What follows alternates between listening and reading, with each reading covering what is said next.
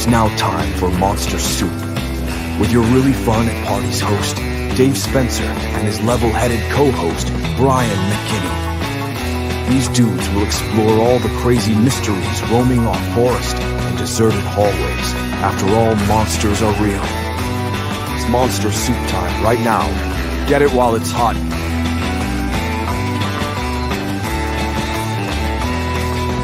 And now your hosts, Dave and Brian. Hello. Welcome to Monster Soup, kitchen to conversation for misfits, cryptids, and these kids. I'm Dave Spencer, your golden retriever host, and with me, as always, like we like to call him at sea, Captain Teeny Bikini. But as we know him for real, it's Brian McKinney. I am sorry I botched the intro. I looked over and the foster dog we have right now is like chewing on my background. Oh no! I'm looking at him like, are you chewing on that? And then I was like, oh, the intro's almost over. Yeah, I mean, the dog is Guinness, right? Is that the name of the dog? Yeah, Guinness. And how apropos with it being the week of St. Patrick's Day, but I think he just wants to get in on with the kitchen of conversation here. You know? I know, maybe he does. If I can corral him, I'll bring him up on camera, and then you guys can look at him and go, wow, I like that dog. And then you could maybe, if you live in Ohio, go to mbrohio.com and get yourself a little doggy. He's a good boy. It's for the most part. I mean, he's still a puppy. Like puppies are just raptors. Essentially, there's a reason why they're cute, and so you still deal with that of like, where are you at? What are you up to? What are you doing? Put that shoe down. But he's doing really, really good with potty training and doing the whole thing. But I'm home all day, so it really helps to kind of get them in like a pattern of whatever, and not just like stuck in a cage all day. Yeah, which is really nice. Which when I went on my trip, he was in the cage all day, and he was like, "What's happening? Where's everyone at?" Yeah, this is new. Like I came here and was able to run around, and then for a week or the better part of a week, you're stuck in the cage all day. I know. He's like, "This is crap." And I'm like, "It's all good, don't worry about it." So I'm back, and he just wants to cuddle and do that whole thing. But yeah, I don't know. But what have you been up to, bud? Sorry, I get so thrown off by him like trying to chew my background. Like I can't think anymore. I don't know what my problem is. Kind of a busy week for me. Well, we took off on Monday for St. Patrick's Day, and then went down to downtown Cleveland to the parade. That was always tons of fun for that. And did a little traveling for work yesterday and got back from there, and just kind of been trying to play catch up and just trying to get back into like the normal grind. It's like just had stuff going on, midweek, weekends, just I've been kind of all over the place lately. I'm just ready to, I don't think I have anything on my radar for at least a few weeks where I can kind of get settled back into my normal routine. Yeah, I have off. Oh, actually for the people listening to this live, we're pre-recorded. We apologize for that, but we have, while you're listening to this, we will be going to a thing called Night at the Races, which is our favorite thing to do. By the way, speaking of, if you're watching this video, you can see this dog. This is Guinness. He looks like a Boston Terrier or whatever this is called, a Jack Russell, but he's not. He's a bull. What are you, a pit bull terrier? I think. I don't know. You're cool. He's a cutie though. He is a cutie. His ears are definitely going to pop up. They're kind of flopped right now, but every once in a while they'll look up at me and be like a bat. So, so he's probably going to try to come lap this whole trip or this whole podcast. But I'll see what I can do. Hi, buddy. What was I talking about? What was going on this week? What was going on this week? Oh, I was going to tell you something and I forget. And this dog is throwing me off. I can't keep a read on myself. But what did I do? I did something. I can't think of what I've been up to. But we got together Monday night after the parade and stuff, and after work for you. Yeah. Yes. And I'd like to say this to your brother. He's been giving me all kinds of guff for talking about all the food I'm eating. He's like, I thought, what are you doing with that whole that whole bike ride you're going on for 327 miles? Seems like you're eating a lot of food. That's not really healthy for all that. And I'm just like, listen, So I talked to my buddy who was going to do it, and we're going to do it in the fall now because Mhm. he was like, my knees are kind of bugging me, whatever. And just on his own little life hurdles he's working with. So we're going to do it on the fall. So yeah, I mean, you got tons of time to, you can. You got tons of time. But on the opposite end of that, I figured out what my problem was with working out and getting into a schedule. The weather in Ohio is dog crap. It's literally the moment it started like being nice again, I was like, I'd love to go for a run. Like I literally worked out for like 2 hours yesterday, and I've already dropped like 4 pounds. Just like from being like invigorated. I took my bike that I had down here on like a stationary that I was just not having fun with, and I was like, I'm gonna take this thing like out and see how this thing is on the road. And it was 9,000% more fun to do that just on the road and like just zipping around. And I was like, okay, wait for this thing out. I still had all my gear on it and stuff. I had my 2 saddlebags just like set on it, so it looked like I was going somewhere, but I was just driving around the block. It's like, where's this guy going? It's so much more interesting to be out and about doing it. And like back in the day when I used to run before my knees were trash, I'd always, if I had to run on a treadmill, at any point you could just be like, yeah, I'm not feeling it, and get off. But yeah, if you ran and you're 5 miles from home, you still got to at a minimum walk back. So it's like you don't have a choice. So I would run out basically as far as I could, or until I got bored, and then would have to force myself to run back. But it's just interesting, this scenery change, looking at different things, trying to pay attention so you're not getting hit by a car or something, or running into other people. Just it makes the time go by so much quicker than just sitting, whether it be on a treadmill or on a stationary bike or something. It's so boring. Yeah, even with like, I watch a show and stuff, even with that going on, I'm just like, maybe it's because I don't really watch TV like only. I'm usually doing something else, which I guess I am still doing something else, but like the activity isn't like enjoyable. It's not like, oh, I'm also drawing or something. It's like I'm just sitting there like on a bike, like so like I kind of have to like focus on this show that like I'm just kind of like actually I got really Petty, my wife's dad got me really into this show called Forged in Fire, which is like they make like swords and stuff, which like is not really something I thought I'd be interested in, but he was like, I really like it, and I was like, let's watch some, while I was there, just trying to keep him interested. And I was like, I really like the show. There's like one guy who says like, it'll cut, it'll kill. And I'm just like, I really like the way that my wife was like, this is stupid, why does he say it like that? And I'm like, that way that guy says that rules. I love it. I like sit there like alone and just like, it'll kill. Yeah, it's so interesting. Just because I would never in a million years think about doing that, or even really thought about it once in my life, outside of maybe reading a history book where they talk about something in medieval times, and fighting with swords and chain iron and all that kind of stuff. But then you watch that show and you're like, well, these are just like regular people that are doing this. Some of them might be like amateur blacksmiths or something, but they're basically building them in their, it's like a contest, but these people just do it at home too. And they make knives and swords and things. And I'm like, it's incredible to watch somebody who really knows what they're doing. Do that. I actually realized, because they had the host made 3 swords. Like they basically were like, I want you, like they had like a little maker series, and they were like, I want you to make this, I want you to make this. They would like give them a task, and I found that way more interesting because I found out that I just don't like competitions when it comes to creating things. I just want to watch you create the thing. So like I don't need your backstory or like why you're doing it, or that you're doing it because you're your kids or your whatever. I don't care about that. I want you to see somebody who's good at doing something do the thing they're good at. And just like, because I was just like, oh, I really like this like host maker series because they're like professionals. And I mean, they're all professionals, but like they've been doing it for a long time, and they know the reason why they like certain knives and stuff. And they're not like, oh, I started like 2 years ago and I've been, building on my shop. Like these people have like full established shops, and they're just like clanging out these cool things. But I mean, the same reason I like watch stuff on YouTube, where I just watch people like make tables and like any kind of weird thing, and I just like watching people use a bandsaw and just go bananas and like come out with something. I'm like, what? And then I'll pretend like I know how to do that. And then my wife's like, why did all this stuff show from Amazon? And be like, I'm building something.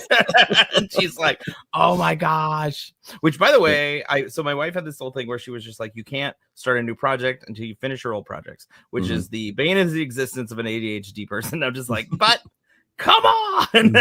I really wanted to get into cross stitch.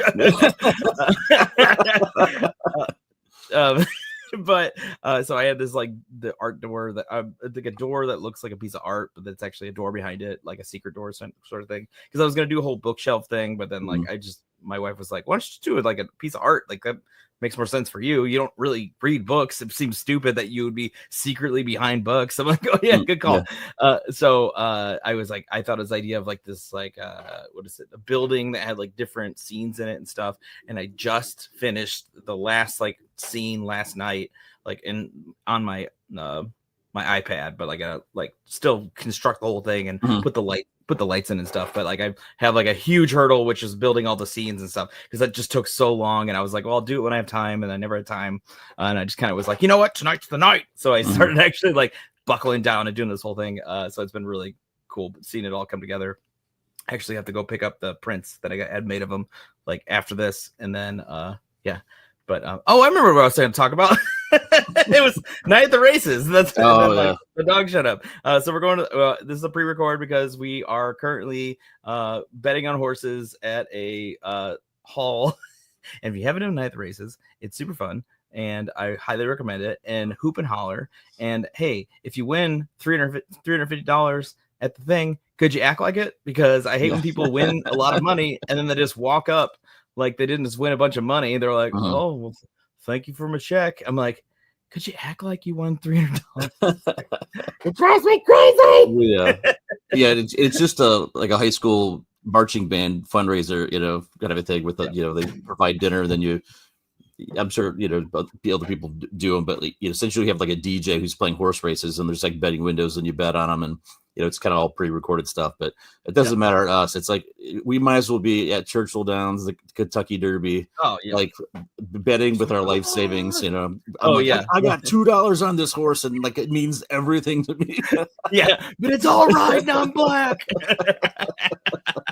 Yeah, I mean, we act like we won the world. I mean, the one last year we did win everything. We won a bunch of stuff. Yeah, TV, the booze basket, man, we were rolling in it. It was awesome. Yeah. Oh man. So this week, this is more for the. I don't know if you'd be into this. But I discovered this thing. It's called Epic the Musical. Apparently, it's been out for a while, but it just kind of hit the trend of like people on TikTok, at least. I like heard this one part of it. I was like, oh, this sounds cool. So I like listened to it, and it's all I've been listening to for the last 3 days. Really? It's about the Odyssey, but it's performed in like a musical, and some of the songs are so freaking good. They're just like survive, just like but it's, I mean, like it's in a very like sing song, obviously like a musical way. But it's not an actual musical. It's like still it's a concept album, but it's unbelievably good. They have a version that's on YouTube that's kind of animated, like very crudely, not crudely animated, but like sketch wise, like it'll just be like very like loose lines, animated by like different people. You can find like full playlists of the whole thing. I highly recommend it. It's like 2.5 hours of your life, and like I said, it's all I've been listening to. Like it's so good. Oh man. Jeez. So it's I'm seeing here it's a concept album adaptation of Homer's The Odyssey. Is it like kind of period music, or is it is it modern music? 'Cause a lot of the new musicals they take kind of relatively modern music and adapt it into some old No, it's not a jukebox musical. It's like literally it's all original songs, but it's done in like the styling of a musical. But some of it's very. I mean, a lot of it's just, the way a musical would be, but some of it's like just very good songs. But I don't know. It's so freaking good. It blew me away like at certain parts, and I'm just like pumped up, and also just like listening to it. Look at my headphones on, just like that's rules. Like they're fighting the Cyclops, and it's just like they're doing the whole thing, and they really add like the appropriate amount of drama to like scenes, and it's just phenomenal. So if you just want to sit around with your headphones on, and you're like getting a story out of it, so you're like listening to a story on top of the fact that there's all this music, so it's kind of like listening to like like an audiobook, but like in musical form. But if you need like a visual to go along with it, like I said, there's a animated it's a bunch of different animators, so like every song is like different, but it's fully fleshed out in song all the way through, and it's just unbelievable. I can't even believe how good this is. I also like I like musicals, so Yeah. you know, whatever. You know, if you don't like it, you know, you're probably wrong, and that's fine. You can be wrong. But yeah, so that's my big thing that I've been just chomping on this week. But we've had a couple new things out this week that were kind of relatively groundbreaking. The first one, not so much relevant, at least at this point, but they released additional JFK documents and things like that. Apparently there's like 30,000 new pages of things, which I haven't had the chance to read because I've been doing stuff for work and everything. But you know, this weekend I'll read through the 30,000 pages and, you know, determine if there's anything relevant. But from what little bit I have read about it, it seems like it's a lot, you know, kind of the same old, nothing really that new. Talked a little bit about some CIA stuff, but yeah, I can't imagine they'll ever really let out what really happened. Yeah. I mean, we've all kind of come to grips with the fact that we'll never really know, but then they keep teasing us saying, oh, but we're going to release more documents and, you know, we're going to let the cat out of the bag. And it's like, I'm like, yeah. it's like I would do it all at once, or like, you know, oh, look what he found. It's like, what? Okay. Just like, who cares anymore? Yeah. You know? So that was a little bit of a letdown when I saw they were releasing more stuff, and it doesn't appear that it's anything that new. Also, if there was any implications or anything, like those wheels have already been spinning, that, you know, those people are retired. They're just old people. So like, whatever. But I mean, my theory still stands. What I believe, which is that the guy in the front seat accidentally killed JFK, or did the kill shot accidentally because he was a rookie. Yeah, I've seen some stuff on that. I actually the other day was listening to last podcast on the left and was starting there. They've got like 4 or 5 episodes of like the JFK thing, and I was like, oh, this is topical. You know, it's from a couple years ago. Like, but so I was kind of going back through the catalog and found this JFK stuff, and I put it on at night like to fall asleep, and I just busted out laughing so hard. And my wife was trying to fall asleep, and she's like, "What's your deal?" And like basically, like right as they got into it, I can't remember the one guy's name, but he had said that he thought it was a suicide. They all started talking about this stuff, and just like he totally played it off, and he was just like, I mean, I've always just thought it was a straight up suicide, and I just lost. I'm like trying to fall asleep and just lost my mind. I'm like, well, that's one I've never heard before. It's like that governor who like killed himself in front of everybody. It's the president. It's like, well, things aren't going good with Nancy, because right in front of everybody.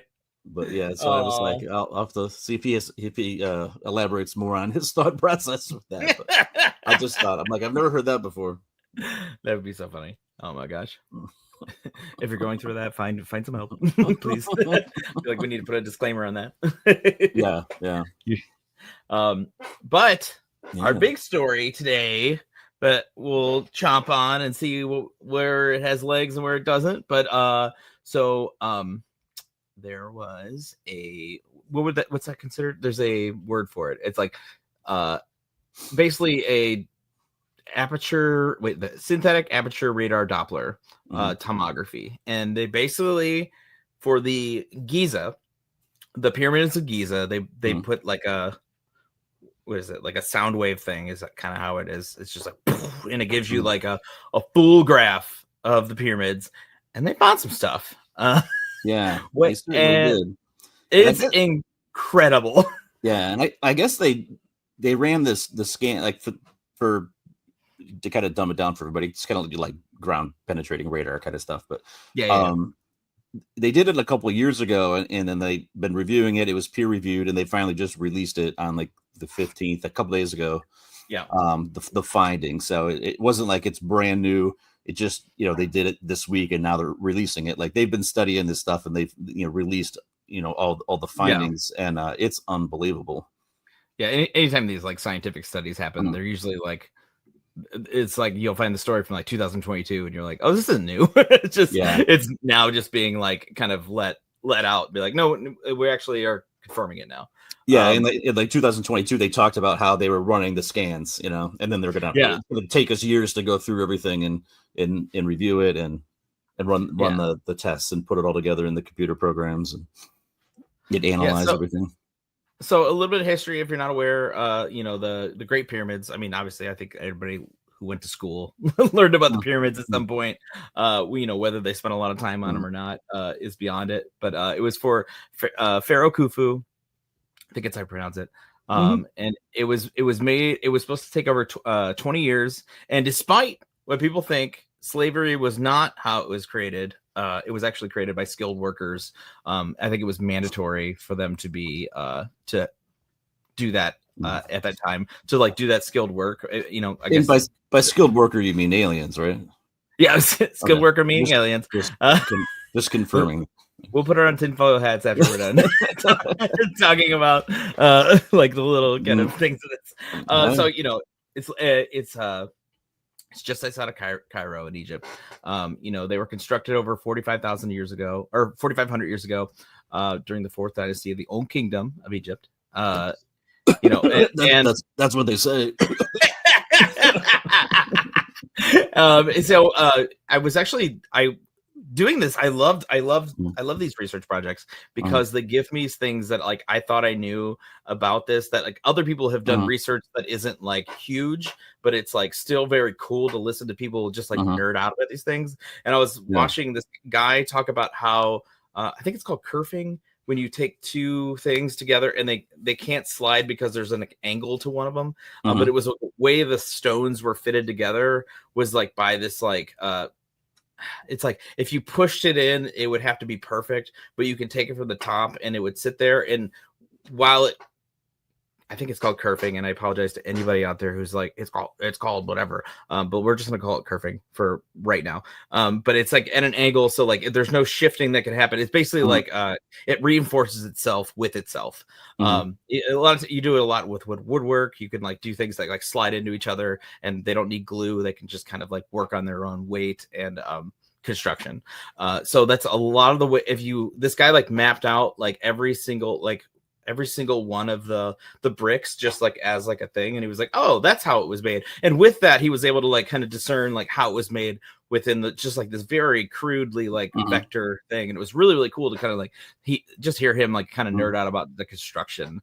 And there's been a whole thing about like how, like where these stones came from and then how they got up there. And there was this whole like ramp, like sandstone ramp system that there's tons of theories about, like, how they would have done that. But the way this guy kind of talked about it, I probably should give him a shout out because it was really cool.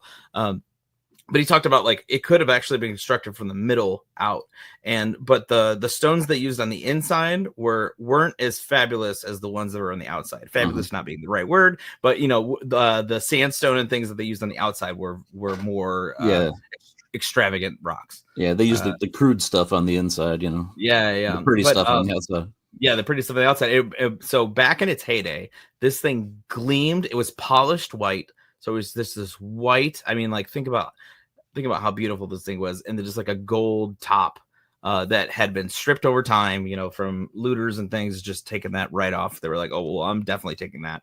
And then this sandstone that was either taken, killed over time or whatever. But with all that said, you want to put your tinfoil hats on, talk about the fun stuff. Definitely. So doing some research on this, it was actually very fun to think about how all this comes into play. So what they found underneath, I don't think we even explained what they found. I started to write down what it was. So with the photonic data, they found underground structures, and these structures were pillars with spirals around them. 5 identical structures that were connected by geometric pathways. Inside each of them is 5 horizontal levels and a sloping roof. So there's like 5 of these structures, and they just think about like I don't know, like it's kind of like a little like Chinese hut. Yeah, like 5 little townhouses inside. Yeah. I mean, like they were like, at least from the digital map they made of it, it looked kind of just like a Lincoln log situation with like a roof on top. And but there was 5 of those, and then under that are these pillars, and there's I forget how many pillars there were. 8 cylinders. 8, yeah, hollowed out, and there's a spiral. they don't know what it is, but it's a spiral something. They think it's a pathway because it'd be like the way to get down. But wrapped around these it almost looks like a spiral staircase going down the pillars. Yeah, and it's 648 meters deep, or that's 2,125 feet, or a 4.4 of a mile. Giving everybody some because I was like, how far is 648 meters? Because I don't know. I'm too. How many bald eagles is that? So it's for all our friends that use the metric system. We apologize. We live in the U.S. and we measure things in bald eagles. we're dumb and we eat donuts for dinner. we don't know nothing. Yeah. But it spans all 3 pyramids. And well, then that sits on top of 2 huge cubes that are below that. Forgot about the cubes. Yeah. Yeah, which are open, right? The 8 cylinders sit on top of these 2 giant cubes. So the height of the entire thing, or I guess the depth, going down, is they said it's like 200 meters. It's basically like 1.25 miles deep, and it looks like a mechanical object. It doesn't look. It's not just tunnels or something. It looks like it's something mechanical, that some sort of like machinery that it would do something. Yeah, and actually, so I'm doing research for this. Somebody had some really good points about the interior of the regular pyramid that we always say is, the pharaoh's tomb. And I want to say this just ahead of all this. I no shade on the Egyptian government or the Egyptian people about your history and everything like that. We're just having some fun here. But the inside of this pyramid has no eccentric properties that would be involved with a king having a forever home. Essentially, like, these rooms are very barren, and the Egyptian people are very, like, their whole thing is like writings and things like kind of everywhere, and it's being very, that whole thing, and none of that is in the pyramid. Like, it's not covered in writing. Yeah, and they've only ever found like 1 or 2 like bodies really ever in there. They talk about it being like a tomb, but then they don't really find anything. Everything in there is pretty rudimentary, and then underneath this kind of very basic structure is this giant, what looks like it could be like a power plant or generator of some sort, or like again, it's something like absolutely insane. Yeah, so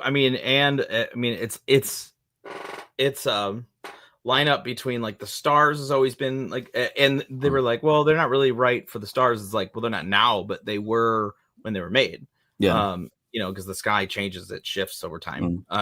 So like there's all these things that like, it was like maybe this thing, and there was a couple theories that came across. One obviously being that it was a power plant that that maybe this world.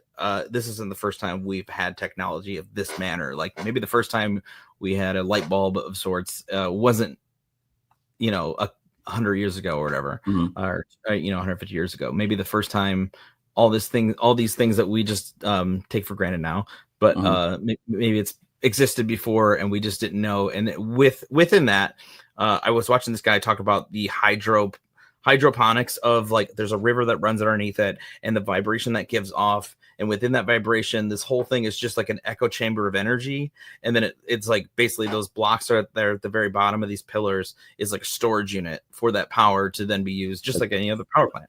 It's like a battery. Yeah. And and all of that to say, like, maybe it even takes from like the alignment of the stars and stuff like that. So there's a lot of obviously theories. It's very cool. But again, for years people have had all these theories, but no real proof to back much of anything up. But now for the first time, like the kind of the ancient power plant theory, it's like, oh, now there's something going on down there that we can see. Yeah, and it's not just tunnels and caves and stuff. There's something mechanical. Down there, and devil's advocate, like, what else would that be? Like what's the practical reason for there being almost half mile of pillars. I guess that's a devil's advocate, but I'm just saying, please tell me the fun Yeah. thing. But yeah, like I think there's some very cool things that could, I think we're just not thinking about it enough. Or, you know, I don't know. It's very exciting. Yeah, and, I mean, and there's been, you know, countless books written about, you know, they call it like the Giza power plant, and you know, it's a weapon, it's, you know, all these kind of things, but you know, that was Tesla talked about it, you know, for a long time, and you know, believing that they could use it, you know, for energy and things like that, just like he did with his, you know, electrical experiments. Well, I can't remember the name of the tower that he made, you know, where you get electricity from the ground and broadcast it out, and everybody can get it for free. And you know, that whole situation. Yeah, and they talked about it being something like that. Like what he thought about the pyramids is kind of what inspired him, you know, into doing that kind of stuff, because you know, they thought that would, you know, was what the pyramids were for, and we could dispense energy throughout the world, you know, using something like that. Yeah, I mean, I think he even said, like, this isn't the first time we've made energy like this. This is just this time we're making it. And I heard a really cool theory. Another one. Also, there's like char marks from like maybe like a combustion explosion at one point. Like within the and like the cement, the granite rocks, the big thick boys are like pushed out like a full inch or a couple inches, which would, for those things themselves, like, would be incredibly hard to do, but not if there was like a huge, like, essentially like combustion explosion from some sort of mishap, which, you know, could obviously be chalked up from like time or an earthquake, but like the way it kind of happened is all outward. You know, it's all like that. And like I said, there's like char marks and stuff in weird spots where essentially, if we're thinking about this thing like a power station, is in this, I forget what they call it, like essentially reactor area, how they make this all work. And then, what was the other theory I heard? So long time ago. So every society has like a flood story, like every single religious story has some sort of flood story. And, you know, for whatever reason, it's like, that's how it's terraformed. You know, water is a very terraforming like element. But a long time ago, basically, the theory is that a huge sunspot hit the Earth and just annihilated like so many things. And the only things that made it were the things that weren't on the above ground. They were underground or in a cave or something. And that's kind of like what we were left with. Like the few remaining people were the people that were in caves, and kind of made that system work. But that these things have always existed, that they were here before us. And that within that guise, the explosion happened from there, and like these things were already powered up and ready to go. And you know, you probably know more about this than I do, so because I don't watch Ancient Aliens at all. But I don't know if you've already heard these. Yeah, I mean, it's just endless the speculation of what they could be, and how old they are, and you know, every couple of years it's like, oh well, now we're dating them back further, and it doesn't align with anything that's going on and anything that we believed. And they're like, you know, they could be, you know, 10, 20, 50,000 years old, you know, it could be older than that. It could hold any number of things, you know. I mean, at one point, you know, not in the too distant past, you know, the Sphinx was all that was, the head part of its head was the only thing above the sand, you know. Yeah, because of the, you know, sandstorms and what climate change and things like that. You know, it basically buried that. Half the pyramids were buried, and they've kind of cleaned a lot of that out now, where you can see that so much of it's buried, and they never really looked too much underground. And I know, like, the Egyptian government nowadays doesn't let you do too much. Like, there's some chambers inside the Sphinx that they won't let people go in and see. You know, this kind of stuff outside of this ground penetrating radar situation they got going on. They're probably never going to be able to really dig under there. You know, the government's not going to let them do that. So then you get, I mean, it's like, you know, they're monuments of history at this point, but at the same time, it's like, or are they hiding something from us? You know, do they know what's down there, and they just don't want anybody else to see it? You know, yeah. I mean, the one you're talking about, the thing in the Sphinx, the vessel. I'm so curious about that. Like, I remember deep diving into that a while ago, of like just this. There was like a specific area in the Sphinx that, like, literally the Egyptian government's like, no, like you can't go in there. Yeah. And that just starts my engine going Uh-huh. of like, why don't you want us to go in there? Like, Yeah. like, Why not? not what are you hiding, but like, Yeah. like, hey, like, what's up? But I mean, I I wonder. definitely, don't think they should do anything that would actually damage anything, Yeah, absolutely not calling no, for that. But, yeah, I love the idea that they were able to, shoot this thing with a, just basically a big vibrator. Yeah. Just what's down there, and then they go like, oh, I love that new aspect of it. But part of me goes like, I wonder if this changes like what they believe, or like they think it's dangerous, or it changes like every single aspect of their government system. Obviously that's very tin hatty, but like I just think that idea is like, well, what's in there if you're not letting us see it? Like nothing is that sacred. I mean, some things are, but like, this is just history. This isn't like what I don't know. Do they still have like a like a active whatever that would be pharaoh system over in Egypt? I don't know enough about that. Yeah, I don't think so, but I think it's just, it kind of goes Not back pharaoh, to with aliens in general, things like that. They talk about how there's already aliens that live amongst us, and they've been around for a long time. And then you have the people that say and believe that. Then you have the people that are like, well, I believe that there's probably aliens out there, but they're not here. They've never been here. Why would they come here? We're just a bunch of idiots here. Like, why would that kind of thing? So there's kind of layers of people who believe in that kind of stuff.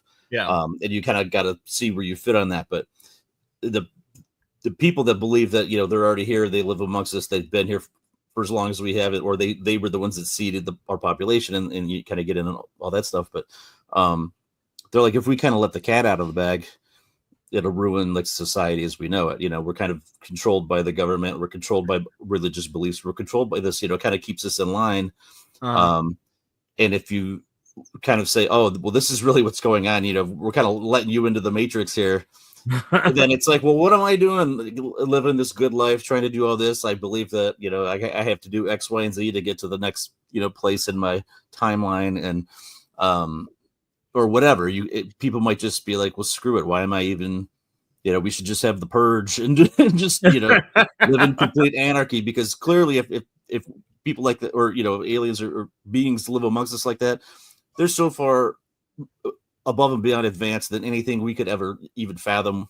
The fact that they could even get here from somewhere, like we're struggling to get to the moon and to get to Mars, or to get ships that can bring back astronauts that got stuck up on the space station. I know, and they're just there. We had the tech, like we obviously got them there. People are flying across, the universe and ending up at our planet for whatever reason. There's nothing that we could do to them. We could never defend ourselves against that. Their technology is so far advanced than anything that we're pure helpless. So I wonder if they would like, you guys use money, like you made it up. Like, but we're so poor. It's like, you made it up. Like, you can just say you're rich. Like, no, it's based off of this metal. It's like, that's just yellow metal. Why do you like it so much? I don't know. Then you get into the whole thing, like we're just somebody's little like ant farm that they have, we're just living on the back of a turtle that's stacked on top of another turtle, or that kind of stuff that Stephen Hawking would talk about.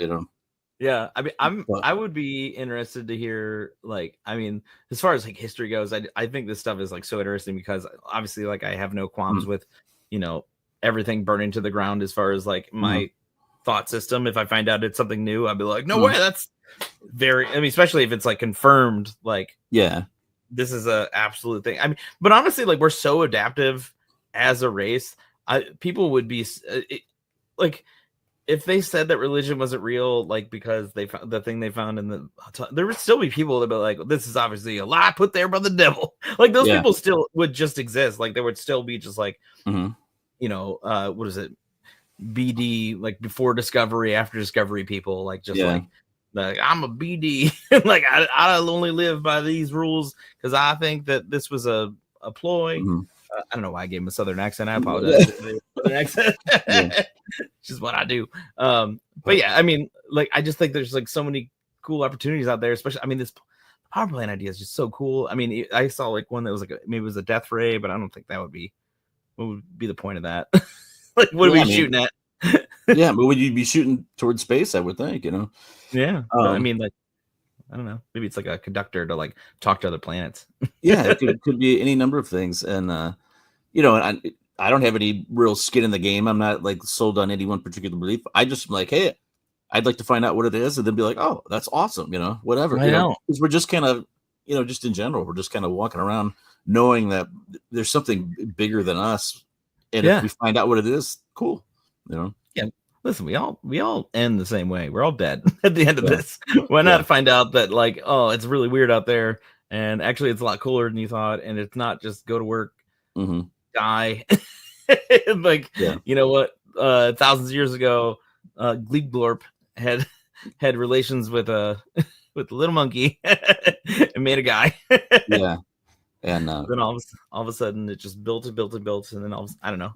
But just that the stuff that they found just lends more towards that the whole like power pyramids, power plant, one of those issues as opposed to it just being a tomb for the pharaoh. It was just it was just like a big tomb, big monument from the graveyard. Maybe it was already there, and he's like, "I'm gonna put my body in there." Yeah, like he just claimed it. Well, that's what a lot of people say. Oh, they weren't built for those pharaohs. They were already there, and the pharaohs just kind of claimed them. Like even they're like, "Hey, man, where did these things come from?" Yeah, we just assume it was them because we don't really have too much of their society, and we just it wasn't that long ago that we had like the Rosetta Stone that got us to where we could even read what the writings on their walls were. We were just assuming what kind of what their civilization was like. Yeah, I would say the one thing against all of these things is that the Egyptians were really good at documenting everything that they did, like just in their hieroglyphs. And there's no mention or there are, if you're kind of being biased, you're like, well, I want to see something, so I see it kind of thing. There are a couple like situations of like, oh, that could be a light bulb, but like there's nothing like that says like, at least in the way they kind of present things, this could be electricity, but maybe electricity didn't look like that to them, or maybe the way that's kind of in a vibration. Yeah, and on one of the walls they have in there is a picture of what looks like somebody holding a light bulb, and there's like a filament inside, and there's like a cord coming out the back of it. It's like to look at that, that's a light bulb. When they talk about whether it be ancient Egyptians or prehistoric cave people, when they would draw the things they saw, and they would draw birds on the wall, then you see some what looks to be just like a UFO or a Bigfoot or something, and it's like, well, they're drawing what they saw, and we're looking at this picture going, yeah, that looks just like a light bulb. It's not just kind of a bulb, like there's a filament on the inside. It literally looks just like a light bulb. Yeah, I mean, it could be something else, but it's like our brain. That's what we see. That's what we know. And confirmation bias. Also, I would assume that they're. I mean, I don't know. A light bulb can't just be like a light bulb with no like thought behind. I mean, I can't imagine there's just one design for a light bulb. So maybe like they thought of a different way to encapsulate that. I mean, there is. Like forever light bulbs were a thing, and then they're like, well, we can't make any money off this forever light bulb, so no thank you. I remember when I was a kid, they came out with they're like, this light bulb will last 80 years, and then I grew up and I was like, they had that back in 1890. Yeah, they're like, we'll never make any money, so we gotta scrap this thing and make things that break easy. And it was like, and the other thing too, with the pyramids, if I'm not mistaken, because they're like, well, how would you even get around in the tunnels and stuff? And they're like, oh, well, they just use torches like you would anywhere else. But they're like, there's no soot, there's no things around the inside of there, like there would have been fire or things burning in there. And then so they talked about them having electricity and kind of having it in there, and either using mirrors or different things that would kind of spread it around the tunnels, as opposed to either having torches kind of sitting there attached to the wall on the fixtures, or people walking with torches. They're going to have like the oil and that kind of stuff burning. And, any places like that, you always see they're covered in soot from everything that's been burning in there. Yeah. It's not like that inside the pyramids. And there's also like an inch of salt that aligns with there being like a hydroelectric plant situation going on, because that had no purpose to be there. like when they first started like looking into it, they're like, what's all this salt from? And they're like, oh, but with this like information, you can kind of go, I mean, you can obviously find it. It's obviously, confirmation bias again. It's going like, well, salt, they're making a plant, salt lays in the ground. But there's no reason why I can't think of a reason why they would have this huge, it's hollow in the middle. There's these hollow pillars. There's 8 of them, and they have a thing that goes to the bottom. Maybe there's like a ritual that like, I'm just not, we're not privy to is, obviously we're doing all this after the fact. And, like you said, the trying to figure out what their language meant is always the thing. But within that, guys, it's like, there's so many elements of like that we don't know about. And I'm actually surprised at how, at least in my brain, it doesn't feel like it was that long ago. Like when I'm like 4,000 years ago, like that's obviously a lot of time, but like, it's not like an insane amount of time that like we just would forget about them entirely. Yeah. Well, then you get into they're a lot older than we say that they are, because it doesn't fit the timeline that we've established as far as what humanity's been on the planet for. Yeah. Listen, I'm open to anything. I'm very curious to see. I love to hear where this goes. Hopefully there's enough scientists to kind of dig into this. I know there's a lot of people that would be like, well, I don't want to put my reputation on the line, which I understand. You don't want to be the first guy to say, I think this is a power plant. In a room full of people that are like, this guy. Yeah. But to your normal, standard, well-respected, run-of-the-mill archaeologist would just be like, okay, well, there's something interesting here. Let's just keep seeing what it is. You don't have to commit to anything, but clearly, based on this radar, you can see that there's stuff there. Yeah. If you rule out the probabilities of it being something normal, and if that something that like we understand as like, is it a chamber for religion? No, it's not that, because that doesn't make any sense. Why would it be all the way down? There's nothing sacred down here. Is it just a way for them to be alone, or is it like another is it a body pit for all the people that died making this thing? Like, what is this? Like if it naturally leads you to, I think it was just a power plant, then I think, to find out this later would be so freaking cool. Yeah. And you get into the fact that there's, pyramids, we always think of the pyramids just being in Egypt, and there's like kind of hundreds of them across the country. But there's pyramids in other places around the world, and it's like you wonder if those were kind of the same thing. Were these all little power plants, or ways to communicate with each other, or weapons, or whatever they were, or maybe it was, who knows? But big computer. Yeah, it's like what was this stuff used for? But we always think of the Great Pyramid, and in Cairo, in Egypt there, and it's kind of what's going on, as opposed to all the other pyramids. You're going to go see a couple pyramids, this summer when you go when you go down to Mexico. When I go to the Mayan temples. What if we find out if it was just an old casino? Yeah. Maybe that was the vault. That's where they put all the money, Yeah, you go in there and there's just one of those, the machine with the buffalo on it. Yeah, it was like if you pull the one-armed bandit and you get 3 rods, you win. You win all the money. I got 1 falcon, one sand dune. Oh man. Oh, Frankie. But yeah, I just think it takes us one step further, down the equation. It's like, okay, we've found this. Now what's next? What more do we do now? How do we discover more about this? It's not just sitting here going, oh, well, I think there might be something here. Yeah. Now we know there's something there. Now what do we do with that information? Yeah, that's definitely the next step. Is like, where does this information go? Let's get it to the right people. Let's get the right people on it. It's down there. It's for sure down there. You can't deny that. That's not like a theory. So let's find out, as much as we can without, disturbing that either holy spot or, it is, at the end of the day, I'm sure it makes the Egyptian government a lot of money. Oh, yeah. As far as tourist dollars go. And that's, money is king in this society. So you get rid of those. It's like, why am I going to go to Egypt? I'm just going to see some hole in the ground. But why not go to Egypt and find out there's the oldest power plant that's ever existed in the history of the universe? That sounds like a blasty. I'll spend my summer doing that. Yeah, definitely. But yeah, it's just I'm so excited about what this is going to lead to next. It's like we're kind of opening Pandora's box to see like what are these things really about.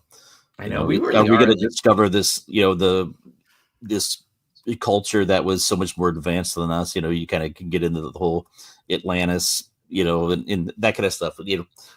Like there could have been a society that was so much more advanced than us that lived here before we did, and then isn't here anymore, just like the dinosaurs. This could be part of that. And some sort of way for them to be like eviscerated from. I mean, like I've actually been finding out that like maybe I already talked about this on the show, but that like a lot of Viking culture isn't what we thought it was. Like they never had horned helmets. Their clothing. Don't tell me that. It ruins everything. I know. Sorry, I'm showing you the magic trick. You're taking away the cool vibe. What's going on? And they actually were like very skilled, like seamstresses, or not seamstresses, but like I want to say seamen. Well, they were skilled seamen too. Yeah, but they were really good at making garments, so they might have actually had like very nice garments. Like it's not the furs wrapped with leather, horned helmet people. I mean, there's still like some of that in their culture. It isn't all just like made up and stuff, but like a lot of it, like we don't know what they wore essentially, like because all that stuff decomposes first, and obviously like burning the body was part of their culture and stuff. So like we don't actually know as much as I assumed we knew, and I just found this out like kind of recently. I'm like, oh, I thought like we were like on, like I thought everybody. If you think of a Viking, you have a picture in your head, and that picture probably is big furs wrapped in leather, big huge helmet with horns coming out of it, big huge beard, and that might be 100% wrong. Yeah, I mean, everything we're basing it on what we know right now. Yeah. And that the important thing is that when we get new information, we change that belief, and we seem to have a hard time with that in some aspects of our culture. I mean, listen, the deal with Pluto has been the deal with Pluto since the deal with Pluto started. It was like, it's not, but it's always been, my very pregnant mother, like my, whatever it is, I forget. But everybody always has these like, I can't get rid of this because it's part of my vernacular, but like our vernacular has to change. Our ideas have to change over time because we don't live in a stagnant world. We live in a world where we're always learning something new about it, something cool, something exciting and amazing. And like if we find out that it's a power plant, guess what? Now it's a power plant. Now it's no longer just a pharaoh's tomb. It's a place where they, even if it was also that, it can also be a power plant. or just a musical instrument, which some of the vibration it gave out, maybe it was just a way to be like, we are a dominant species, like, or like the pharaoh finding out a way to make it like hum. He was just like, what if he's just like a super diva? He's like, not only do I want this building, I want it to hum. Just like give out this death note like all day long. So there's so many options out there. And I mean, found out that a triceratops was actually not a triceratops at all. It was actually an older species, and the triceratops is actually the toddler version of that species. And then they just deleted all the other species and they just named that species triceratops. That's where we've been with this situation of like not learning new things. It's like, well, we just have this one. This one's like, the popular one, so let's make it that one. But I think there's room for new ideas, room for exciting ideas, and everybody just got to open their brain a little bit, a little bit, just crack it open. If they get down there and they're like, this is definitely not a power plant, and it's like, cool, we'll check that off the list. Then what's next? What are we doing? Not a power plant. What is it though?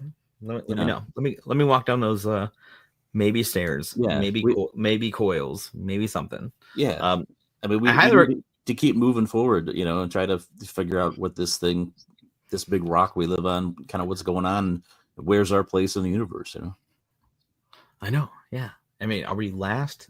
If you ain't first, you're last, Ricky Bobby. I feel like we're last. Yeah, I feel like we're last too. Yeah. Starting from the bottom, now we're here. We're doing our best over here.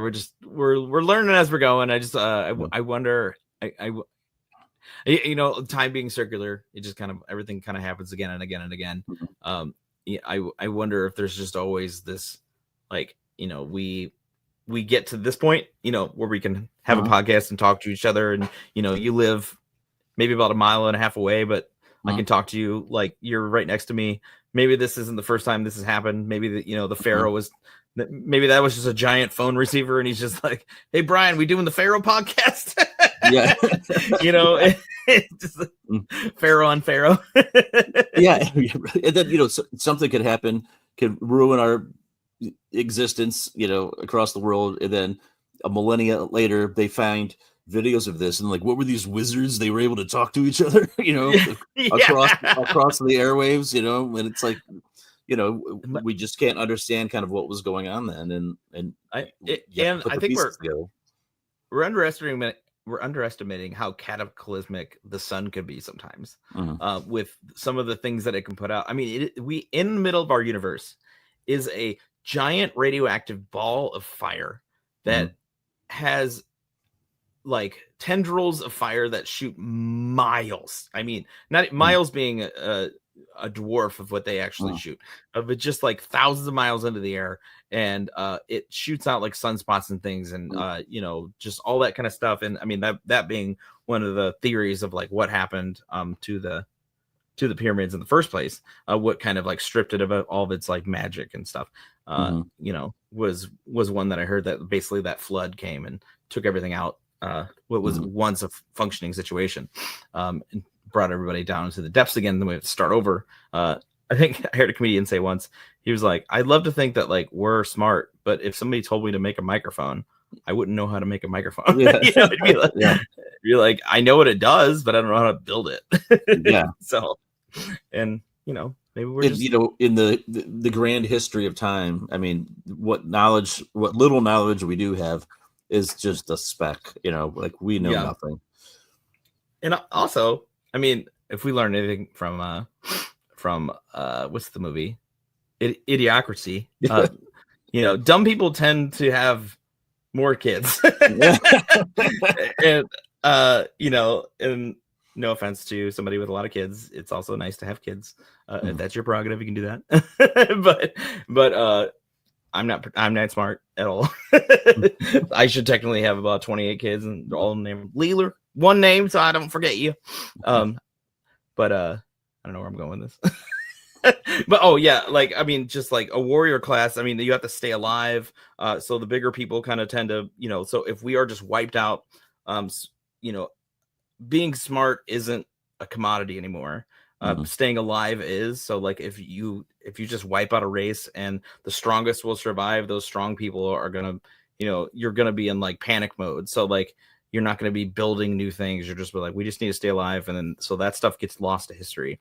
They're like smart people who can navel gaze and sit there and go, oh, you know what? I think we should make a power plant. Those people aren't around after like a huge cataclysmic event that just wipes out mostly everybody.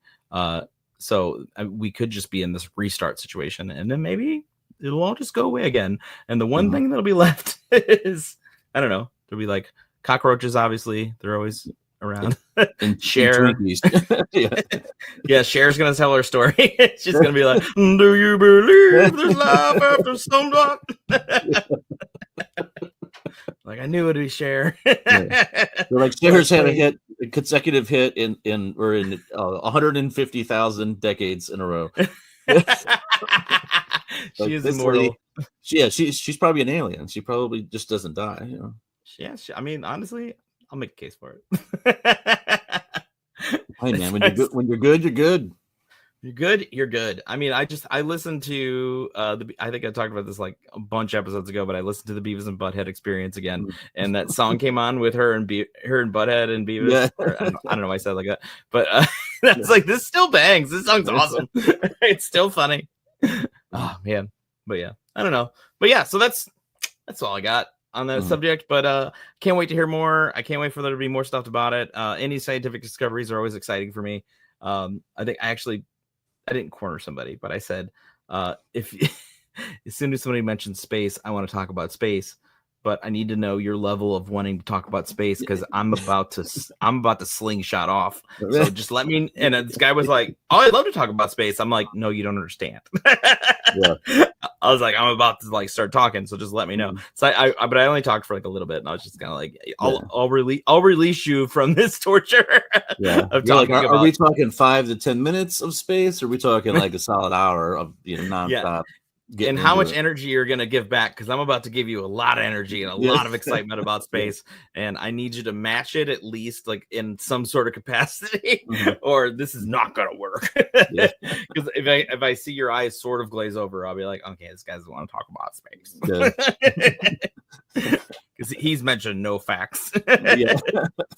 He's just listening to me talk, which is a lot of people. Oh man, jeez. All right. Well, I did want to give a little shout out to. I wish I remember how to see these guys' names, because these are the guys who did the whole find. It's Corando. I should have done this phonetically so I could actually read it.